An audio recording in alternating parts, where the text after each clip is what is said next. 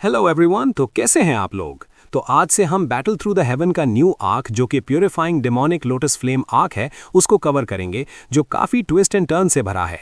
और इस एपिसोड में शाओ यान और जूनर का रीयूनियन होगा और सारे एंशिएंट क्लैन के मेंबर भी अपीयर होने वाला है और हम 8 रैंक की हेवनली फ्लेम को देखते गए। तो पिछली ऑफिशियल एपिसोड में शाओ यान ने अपनी सोल को सोल एसेंस की हेल्प से परफेक्ट हेवनली स्टेट रेल में कल्टिवेट कर लेता है और फिर शाओ यान की सोल हॉल ऑफ सोल के चीफ से भी मिलती है जो उस पर अटैक कर देता है। लेकिन उसी वक्त पिल टावर का एंसेस्टर शाओ यान की सोल को सेव कर लेता है। तो चलो फिर बिना किसी देरी के इस एपिसोड को शुरू करता है।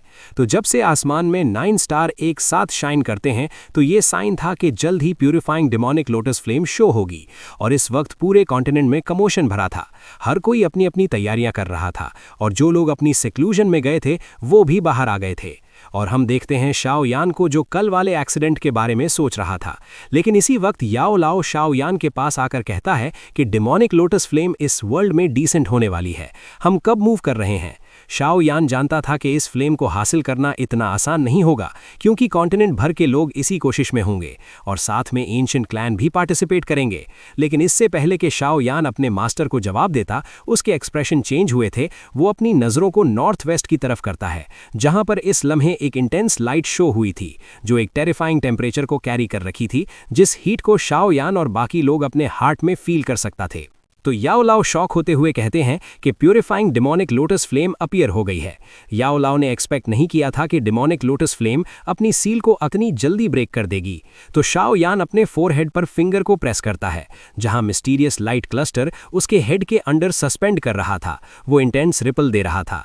तो शाओ यान इस क्लस्टर को फोर्सफुली सप्रेस कर देता है।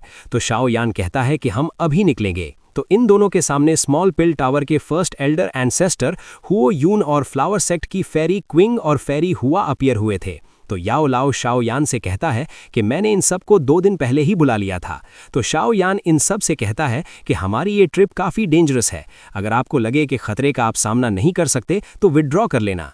शाओ यान के इस ऑर्डर को सुनकर सभी लोग नोट करते हैं। तो शाओ यान अपने लार्ज ग्रुप को साथ लेकर उस जगह जहां पर डेमोनिक लोटस फ्लेम अपीयर होनी थी जाने लगा था और साथ में सेंट्रल प्लेन्स के वेरियस सेक्ट्स और फैक्शंस भी निकल पड़े थे, जिस वजह से पूरा कॉन्टिनेंट ही मेस में था।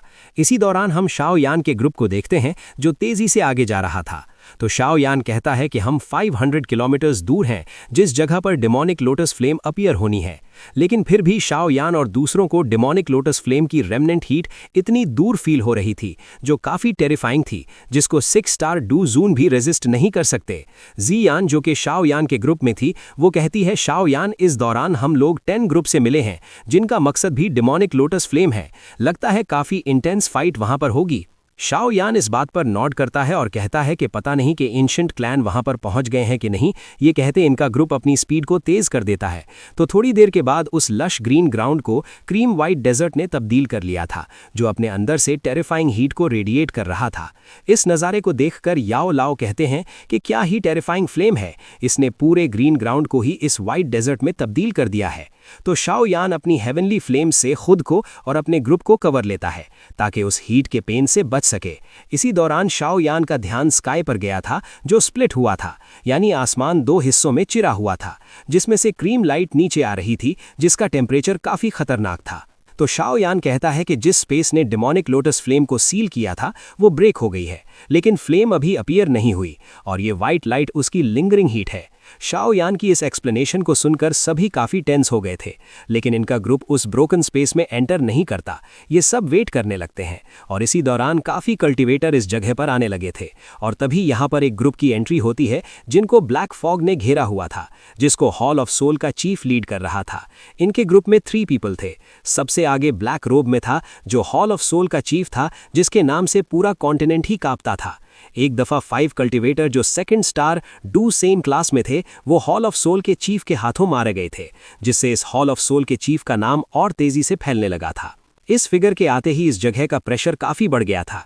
जब शाओ यान इस चीफ को देखता है तो वो फील कर सकता था कि ये ओपोनेंट काफ़ी पावरफुल है।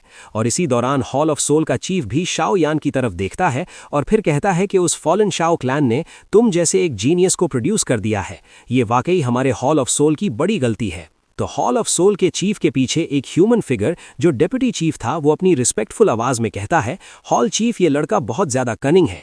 हमने अपने बहुत से एक्सपर्ट को इसे मारने के लिए डिस्पैच किया था, मगर हर बार हमें ही नाकामी मिली है। लेकिन हॉल चीफ इसकी बात को मुकम्मल इग्नोर मारता है। फिर कहता है कि टाइम आने पर यह शाओ यान दूसरा शाओ जुआन बन सकता है। अपने चीफ की बात को सुनकर डेप्यूटी चीफ के एक्सप्रेशन चेंज हो गए थे। वो जानता था कि शाओ जुआन किस तोप का नाम है, लेकिन फिर भी वो कहता है ये शाओ यान जितना भी स्ट्रांग क्यों ना हो, हमारे जूनियर क्लैन हेड से ज्यादा स्ट्रांग है, और वैसे भी इसकी फेट भी शाओ जुआन की तरह होगी। तो हॉल चीफ हंसते हुए कहता है कि ये प्रिडिक्ट करना काफी हार्ड है। लेकिन इसी वक्त इस ग्रुप में तीसरा कल्टिवेटर जो इतनी देर से खामोश था, जो एक यंग मैन था जिसके फेस पर कोई भी इमोशन नहीं थे, वो कहता है इस शाओ यान के पास 5 डिफरेंट हेवनली फ्लेम्स हैं जो काफी वायलेंट नेचर को रखती हैं, लेकिन ये फिर इन सबको अपनी बॉडी में एक साथ रख सकता है। यकीनन ये उसके ची मेथड का कमाल होगा। और फिर ये कहता है कि शाओ यान एक स्ट्रांग ओपोनेंट है, लेकिन फिर भी मैं इसको किल कर दूंगा। तो डेप्यूटी चीफ इस यंग मैन की बात को सुनकर कहता है, जूनियर क्लैन हेड की इंटरमीडिएट 2 स्टार डू सेंग की पावर से इस early stage 2 star do Seng को किल करना काफी आसान होगा, और फ्यूचर में क्लैन के हेड भी आप ही होंगे। तो हॉल चीफ इन दोनों से कहता है कि जब डेमोनिक लोटस फ्लेम अपनी सील को ब्रेक करेगी तो तब हम शाओ यान पर अटैक करेंगे। हम शाओ यान के ग्रुप को देखते हैं जो हॉल ऑफ सोल के चीफ को देख रहे थे। तो एंसेस्टर हुओ यून कहता है, हॉल ऑफ सोल्स का चीफ वाकई टेरिफाइंग है। जी यान जो हर वक्त स्माइल करती रहती है, वो भी कहती है ये एक ग्रेट एनिमी है। शाओ यान भी नॉड करता है, और हॉल चीफ को अपने सामने देखकर वो जान चुका था कि ये इतना आसान नहीं होगा। लेकिन इसी वक्त एक वॉइस शाओ यान के कानों में आई थी जो हंसते हुए कहता है, तो ब्रदर शाओ यान भी फन को ज्वाइन करने आया है। इस वॉइस को सुनकर शाओ यान अपने हाथ को कप्ट करते हुए जवाब देता है, काफी टाइम हो गया ब्रदर। हुओ यून तुम कैसे हो? हुओ यून के ग्रुप में 3 पीपल थे। रेड क्लोथ गर्ल जिसने अपने फेस को एक वेल से कवर किया था, और एक ओल्ड मैन, ये तीनों एंशिएंट यान क्लैन के मेंबर थे। तो हुओ यून अपने हाथों को कप्ट करते हुए बोलता है, ब्रदर शाओ यान वाकई एक्स्ट्रा ऑर्डिनरी पर्सन है जो कुछ ही सालों में एक डू सेंग कल्टिवेटर बन चुका है। तो शाओ यान हंसते हुए कहता है, ब्रदर हुओ यून भी तो एक हाई लेवल बान सेंग है। जब शाओ यान हुओ यून की बॉडी को देखता है तो हैरान रह गया था। शाओ यान कहता है, तुम्हारी बॉडी के अंदर तुमने हेवनली फ्लेम को रिफाइन कर लिया है। तो हुओ यून जवाब देता है कि एल्डर्स की हेल्प से मैंने लकीली 8 वेस्टलैंड डिस्ट्रक्शन फ्लेम को रिफाइन कर लिया है, जिससे मेरी स्ट्रेंथ बूस्ट हो गई है। शाओ यान जिसके हाथ ट्रेम्बल हो रहे थे, वो कहता है हेवनली फ्लेम के रैंक 8th पर 8 वेस्टलैंड डिस्ट्रक्शन फ्लेम। तो हुओ यून अपने क्लैन के एल्डर को इंट्रोड्यूस करवाता है कि ये एल्डर हुओ याओ है जिनके पास रैंक 16th की फ्लावर क्लाउड वाटर फ्लेम है। शाओ यान कहता है, एक और हेवनली फ्लेम, मेरे पास 5 और यान क्लैन के लोगों के पास 3 फ्लेम है, तो यहाँ पर टोटल 8 डिफरेंट हेवनली फ्लेम है। लेकिन इसी वक्त एक प्यारी सी आवाज़ शाओ यान को सुनाई दी थी जो हंसते हुए कहती है, ब्रदर शाओ यान नहीं, यहाँ 8 टाइप से भी ज़्यादा है। इस फेमिलियर वॉइस को सुनकर शाओ यान कहता है, जूनर। भाई साहब, नॉवल में तो ऑथर बस लड़कियों की ही तारीफ करता है। चलो छोड़ो इन सबको। जूनर के ग्रुप में एक गू क्लैन का जीनियस गू क्यांग यांग और एक वाइट हेड ओल्ड मैन जो मुस्कुरा रहा था, लेकिन शाओ यान इस ओल्ड मैन को जानता नहीं था। यहाँ पर सभी लोग जूनर के ग्रुप को देखने लगे थे, और हॉल ऑफ सोल का डेप्यूटी चीफ कहता है, तो गू क्लैन के लोग भी आ गए। गू क्लैन के ओल्ड मैन को देखकर हॉल चीफ कहता है, तो इस दफा गू क्लैन ने गू नन्हाई को भेजा है, मैंने एक्सपेक्ट नहीं किया था। तो डेप्यूटी चीफ बोलता है, कोई भी ancient clan 5 star do Seng से ऊपर किसी एक्सपर्ट को भेज नहीं सकता। हॉल चीफ की स्ट्रेंथ के साथ इस गू नन्हाई को रोकना मुश्किल नहीं है। तो जूनर जो कि शाओ यान के सामने आ गई थी, वो मुस्कुराते हुए कहती है, तो फाइनली ब्रदर शाओ यान एक डू सेंग बन गए हैं। गू कियांग और गू नन्हाई अपने सरों को हिलाने लगे थे, क्योंकि इन लोगों ने क्लैन के अंदर इस लड़की को इतना खुश नहीं देखा था। तो शाओ यान अपने हाथ को आगे करते हुए जूनर की कलाई को पकड़ लेता है और फिर उसे जोर से हग कर लेता है। तो जूनर भी अपने फेस को शाओ यान के शोल्डर पर रख देती है और उस फेमिलियर सेंट को अब्जॉर्ब करने लगती है, जिससे मिले हुए पूरे 3 ईयर हो गए थे। शाओ यान की 2 स्टार डू सेंग पावर को अब गू क्लैन भी अंडर एस्टिमेट नहीं करेगा। अगर शाओ यान जूनर का हाथ गू क्लैन से मांगे तो अब गू क्लैन इसे मना नहीं करेगा। तो जूनर शाओ यान से कहती है, ब्रदर शाओ यान, मैंने आपको बहुत मिस किया है। जूनर जब फ्यूचर में फ्री होगी तो वो आपको अकम्पनी देगी, जैसे हम शाओ क्लैन में रहा करते थे। शाओ यान भी इस लड़की की बात को नोट करता है। लेकिन इसी वक्त गू कियांग बोलता है, क्या तुम दोनों हम लोगों को नॉन एग्जिस्ट समझते हो? इस बात को सुनकर जूनर जल्द ही खुद को शाओ यान के एम्ब्रेस से चुरा लेती है और फिर मास्टर याओ लाओ को ग्रीट करती है और फिर कहती है कि एल्डर याओ चैन मारी पास्ट की उस गलती को माफ कर देना। तो मास्टर याओ लाओ मुस्कुराते हुए कहते हैं, वो एक स्मॉल मैटर था, मैं शाओ यान का टीचर हूँ और तुम मेरे डिसाइपल की वाइफ हुई। इससे ही जूनर अपने क्लान के एल्डर गू नन्हाई को शाओ यान से इंट्रोड्यूस करवाती है, तो शाओ यान भी इनको ग्रीट करता है। जूनर हुन क्लैन के मेंबर की तरफ देखकर शाओ यान से कहती है, इस पर्सन से जरा केयरफुल रहना, इसका नाम हुन फेंग है और हुन क्लैन के मेंबर इसे मैडमैन कहते हैं। हुन फेंग अपने क्लैन का एक शॉकिंग जीनियस और साथ में अपने क्लैन की डिवाइन ब्लड लाइन को रखता है और काफी ज्यादा चांस है कि हुन क्लैन का अगला लीडर भी यही बनेगा। हुन फेंग अपने से ज्यादा पावरफुल कल्टिवेटर के साथ लड़ने में स्पेशलाइज करता है और इसके अटैक भी काफी रूथलेस है। हुन क्लैन के कई मेंबर इसके हाथों मारे गए हैं और अब कोई भी हुन क्लैन मेंबर इससे फाइट नहीं करता, आप जरा केयरफुल रहना। जूनर की इस बात को सुनकर शाओ यान हुन फेंग की तरफ देखता है और दिल में सोचता है कि क्या मैं इसको डिफीट कर पाऊंगा। तो जूनर अपनी स्वीट आवाज में कहती है, लेकिन ब्रदर शाओ यान भी 2 स्टार डू सेंग है, अगर तुम दोनों फाइट करते हो तो ये प्रेडिक्ट करना मुश्किल है कि कौन किसको डिफीट करेगा।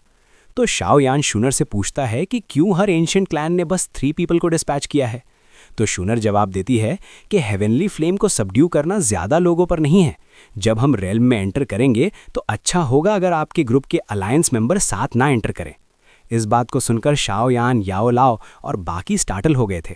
तो ओल्ड मैन गू नन्हाई एक्सप्लेन करते हैं कि उस स्पेस ने डेमोनिक लोटस फ्लेम को 1000 ईयर्स तक रखा है, जिससे एक बैन शेंग कल्टिवेटर का भी बचना काफी ज्यादा कम चांसेस हैं।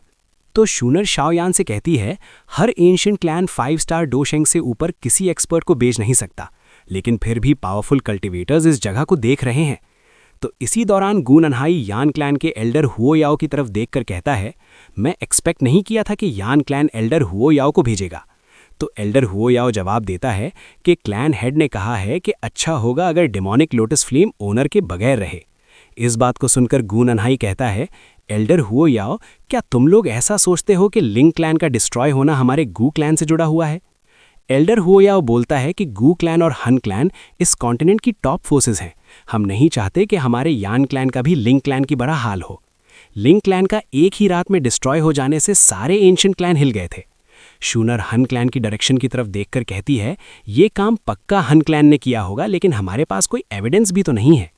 इसी दौरान ले क्लैन और शी क्लैन भी यहाँ पहुँच गए थे और पूरे आधे घंटे के बाद यहाँ पर एंशिएंट याओ क्लैन अपने 3 पीपल के साथ अपीयर हुए थे, जिनमें एक लड़का, एक लड़की और एक एल्डर था।